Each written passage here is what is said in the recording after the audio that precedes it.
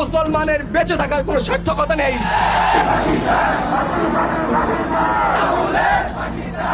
যতক্ষণ পর্যন্ত আবুল সরকারের ফাঁসি না হবে ততক্ষণ পর্যন্ত কোনো একজন মানুষ বাসায় ফিরবে না, এমন দাবিতে এবার গণসমাবেশ ডেকেছেন তৌহিদি জনতা। হ্যাঁ, তারা কাপনের কাপড় মাথায় বেঁধে কিন্তু মাঠে নেমেছে। যাই হোক, আপনার ভিডিওর প্রথম দিকে কিছু অংশ দেখে বাকি অংশ দেখবেন সম্পূর্ণ ভিডিও জুড়ে। চলুন আমরা সম্পূর্ণ ভিডিওটি দেখে আসি। এই কোরআন অবমাননাকারী যে করেছে তাকে কয়দিন অ্যারেস্ট করে তারপর ছেড়ে দিয়ে এই সব টালবাহানা চলবে না। প্রয়োজনে স্বাধীন মেডিকেল টিম গঠন করে তাদেরকে দিয়ে বলাতে হবে, সে যদি বিকারগ্রস্ত হয় তাহলে কতটুকুন বিকারগ্রস্ত, তাকে কি বাইরে ছাড়া যাবে নাকি মানসিক হসপিটালে ভর্তি করতে হবে। ভাষায় কথা বলেন, কিন্তু দেখবেন না কোনো মাহফিল বা কোনো প্রোগ্রামে তারা অন্য কোনো ধর্মের ধর্মগ্রন্থকে আঘাত করেছে বা এরকম বাজে শব্দ চয়ন করেছে। যদি কেউ ভুলেও করে থাকে, আপামর মুসলমান দেশপ্রেমিক মানুষ তার বিরুদ্ধে সব থেকে বড় প্রতিবাদ জারি রাখে। আমি আমার হিন্দু ভাই বোনদেরকে আজকে একটা বিনীত অনুরোধ করতে চাই, বাংলাদেশে কোনো মন্দিরে অথবা যত জায়গায় হামলা করার চেষ্টা করা হয়েছে, বাংলাদেশের মুসলমানরা দিনে রাতে মন্দির পাহারা দিয়ে নিরাপত্তা নিশ্চিত করেছে। আমি আমার হিন্দু ভাই বোনদেরকে বলতে চাই, বন্ধুরা, এই যে কোরআন অবমাননা করা হলো, এর প্রতিবাদ করার একমাত্র দায়িত্ব কি মুসলমানের নাকি আমার হিন্দু ভাই বোনেরও? যতদিন না পর্যন্ত ইসলাম অবমাননা এবং কোরআন অবমাননার বিরুদ্ধে আমার হিন্দু ভাই, আমার হিন্দু বোনেরা প্রতিবাদ করার জন্য রাজপথে দাঁড়াতে না পারবে, ততদিন পর্যন্ত মুসলমানেরা যদি কলিজা কেটেও মন্দির পাহারা দেয়, আমরা ইনসাফের রাষ্ট্র প্রতিষ্ঠা করতে পারবো না। সুতরাং আমরা প্রত্যাশা করি আগামীকাল শাহবাগে বাংলাদেশের ধর্মপ্রাণ হিন্দু ভাইয়েরা, খ্রিস্টান ভাইয়েরা, চাকমা ভাই বোনেরা, পাহাড়ি সমতলি সবাই মিলে আপনারা এই কোরআন অবমাননার প্রতিবাদ করবেন। তবেই আমরা বুঝতে পারবো দিল্লির আধিপত্যবাদ এবং গণহত্যাকারী আওয়ামী লীগের ষড়যন্ত্রকে ভেস্তে দিয়ে সবাই মিলে আমরা আমাদের ইনসাফের বাংলাদেশ প্রতিষ্ঠা করতে পারবে ইনশাআল্লাহ। বন্ধুরা, আপনাদেরকে চূড়ান্ত ভাবে বলতে চাই, এই কোরআন অবমাননাকারী যে করেছে তাকে কয়দিন অ্যারেস্ট করে তারপর ছেড়ে দিয়ে এই সব টালবাহানা চলবে না। প্রয়োজনে স্বাধীন মেডিকেল টিম গঠন করে তাদেরকে দিয়ে বলাতে হবে, সে যদি বিকারগ্রস্ত হয় তাহলে কতটুকুন বিকারগ্রস্ত, তাকে কি বাইরে ছাড়া যাবে নাকি মানসিক হসপিটালে ভর্তি করতে হবে। আর যদি ইচ্ছাকৃতভাবে পাগল সেজে সুবিধা নেওয়ার চেষ্টা করে, তাকে দৃষ্টান্তমূলক শাস্তির ব্যবস্থা করে পরবর্তী ষড়যন্ত্রকারীদের ২০ দাঁত উপড়ে ফেলে স্বাধীন সার্বভৌম ধর্মপ্রাণ বাংলাদেশের ইনসাফের বাংলাদেশ প্রতিষ্ঠা করতে হবে।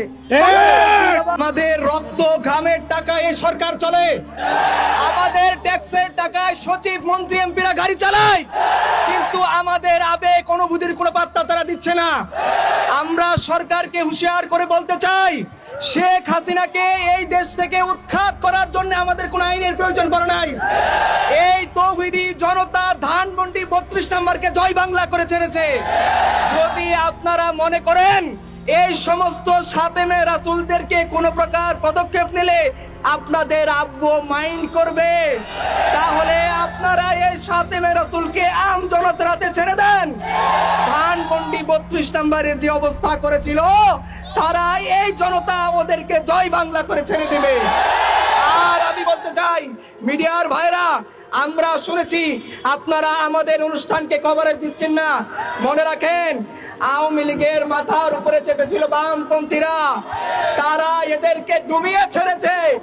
যে সমস্ত মিডিয়া প্রথম আলো পন্থী হয়ে আমাদের সংবাদ প্রচার করছেন না, তাওহীদি জনতার বদদোয়ায় আপনাদের মিডিয়াগুলো ধ্বংস হয়ে যাবে। আমরা আশা করব, আমাদের নেতারা কর্মসূচি দিয়ে গিয়েছেন, আমরা ধৈর্য ধারণ করলাম। যখন আমাদের আইনজীবীকে প্রকাশ্যে হত্যা করা হলো, বলা হলো আপনারা ধৈর্য ধারণ করেন, আমরা ধৈর্য ধারণ করলাম। যখন আমাদেরকে তৌহিদি জনতা বলে সরকারের উচ্চ পর্যায় থেকে গালি দেওয়া হলো, আমরা ধৈর্য ধারণ করলাম।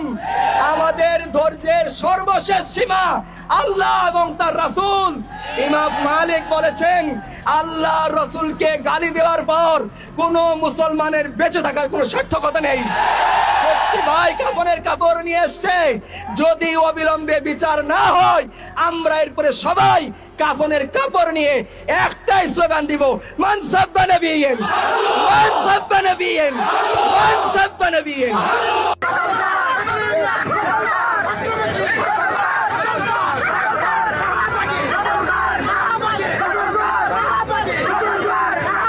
ধর্ম বর্ণ বা রাজনৈতিক যত মতাদর্শ থাকুক না কেন, আমার কাছে আমার ধর্ম প্রধান।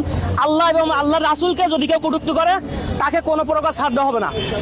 আমরা আইনের প্রতি শ্রদ্ধাশীল ছিলাম, আইন তাদেরকে গ্রেপ্তার করছে, আমরা সে পর্যন্ত মেনে নিয়েছি, কোনো ধরনের কোনো ই করিনি। কিন্তু এই ইসকনপন্থী বামপন্থী যদি তার মুক্তির দাবি করে বিশৃঙ্খলা করার চেষ্টা করে, বিন্দু পরিমাণ কোনো সুযোগ নেই, আমরা বিন্দু পরিমাণ কোনো সুযোগ দিব না বিশৃঙ্খলা করার জন্য। আর একই সাথে বলতে চাই যে বাউল আমার আল্লাহকে নিয়ে কটূক্তি করে তাকে কঠিন থেকে কঠিনতর শাস্তি দিতে হবে, মানে এমন ভাবে শাস্তি দিতে হবে আগামীতে বা উদূর ভবিষ্যতে যে কেউ আল্লাহ এবং তার নবীকে নিয়ে কথা বলার বিদ্রুপ করার আগে 100 বার ভাবে। এখানে আমরা জানতে পারি যে শাহবাগীরা যারা বামপন্থী আল্লাহর রাসূলকে আল্লাহকে নিয়ে যারা কটূক্তি করছে, ঠিক তাদের পক্ষ নিয়ে তারা খুলনার শিববাড়ি মোড়ে অবস্থান নেবে এবং আমাদের বিপক্ষে যে মুসলিম ভাইরা আমাদের পক্ষ হয়ে তাদেরকে প্রতিহত করেছে তাদের বিপক্ষে তারা এখানে অবস্থান নেবে। ঠিক আমরা খুলনায় আল্লাহ প্রেমী, রাসূল প্রেমী, মুসলিম যারা দেশপ্রেমিক আছি সকলে অবস্থান নিয়েছি। কিছু বাম, কিছু শাহবাগী, ছাত্র ইউনিয়ন, ছাত্র ফেডারেশনের কিছু কর্মীরা এখানে চেয়েছিল সেই নাস্তিক বাউলের পক্ষ নিয়ে এখানে মিছিল করতে, প্রোগ্রাম করতে।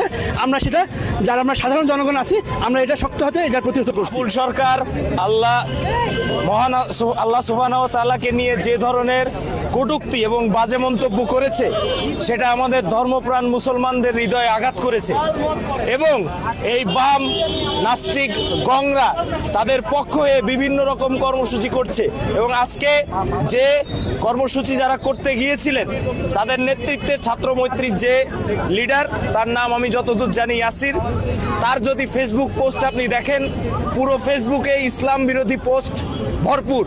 তো এরা ইসলামের শত্রু, এরা দেশের শত্রু, এদের এই দেশে থাকার কোনো অধিকার নেই এবং আমরা এদের দ্বারা কোনো প্রকার বাংলাদেশে কোনো অরাজকতা, কোনো প্রকার বিশৃঙ্খলা সৃষ্টি হতে দিব না ইনশাআল্লাহ।